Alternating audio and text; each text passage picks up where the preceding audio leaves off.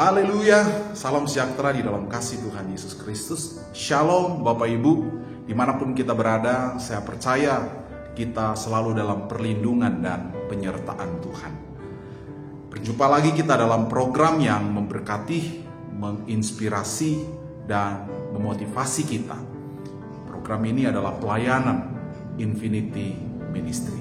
Puji Tuhan, Bapak Ibu yang dikasihi Tuhan Yesus Kristus, tema kita adalah pentingnya pemurnian menjelang kedatangan Tuhan Yesus Kristus, atau orang-orang percaya menyongsong kedatangan Tuhan harus mengalami pemurnian.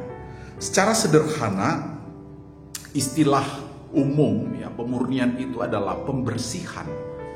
Ya, pemurnian itu adalah penyucian, sebuah proses pemisahan.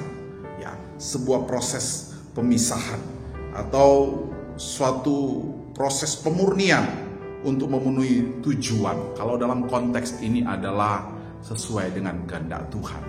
Bapak Ibu yang dikasihi Tuhan, anak domba atau Yesus Kristus yang akan menikah dengan gerejanya. Ini adalah sebuah peristiwa besar. Ini adalah peristiwa yang luar biasa. Kalau kita bisa melihat di dalam Wahyu pasal yang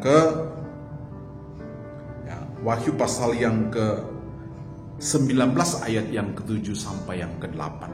Ini adalah peristiwa yang luar biasa. Nah, untuk sampai ke sana, untuk menyongsong peristiwa yang besar dan luar biasa ini, gereja Tuhan harus dimurnikan. Gereja Tuhan harus mengalami sebuah proses hidup yang dibaharui dari waktu ke waktu. Gereja Tuhan harus melalui proses dibersihkan dari hari ke hari, dimurnikan. Bapak Ibu yang dikasihi Tuhan, inilah yang menjadi kehendak Tuhan dalam kehidupan anak-anak Tuhan. Terus kita bertanya, apa yang perlu dimurnikan? Yang pertama, hidup saya dan saudara. Hidup saya dan saudara harus dimurnikan, harus dibersihkan dari waktu ke waktu. Saya percaya bahwa semua kita tidak ada yang luput dari yang namanya kesalahan. Kita adalah manusia-manusia yang berdosa.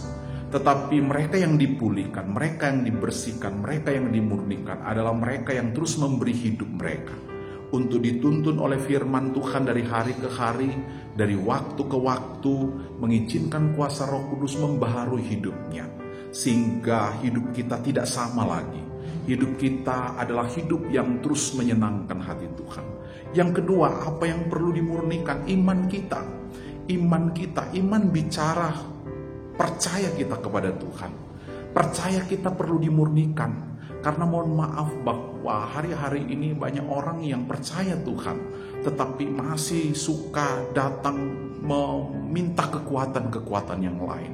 Misalnya, mereka masih melibatkan kekuatan-kekuatan dunia ini, perdukunan atau sesuatu yang sepertinya mendatangkan hikmat bagi mereka. Masih banyak orang yang mencampur adukan firman Tuhan dengan kekuatan-kekuatan yang dari iblis. Oleh karena itu kita harus bertobat. Kita harus benar-benar percaya Tuhan sungguh.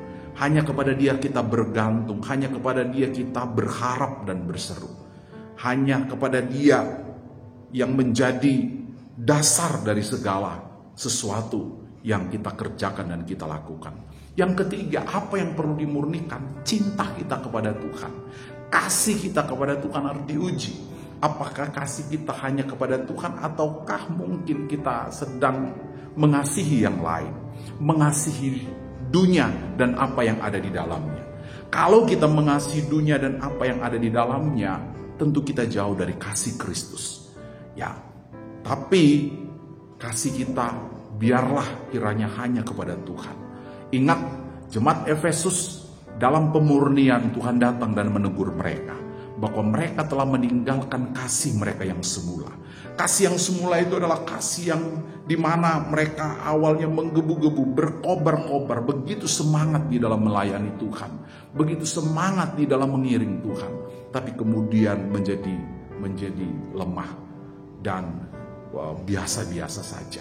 Oleh karena itu saya mau mengingatkan kita, mari Saudara-saudara, Bapak Ibu yang dikasihi oleh Tuhan Yesus Kristus, menyongsong kedatangan Tuhan, gereja harus siap.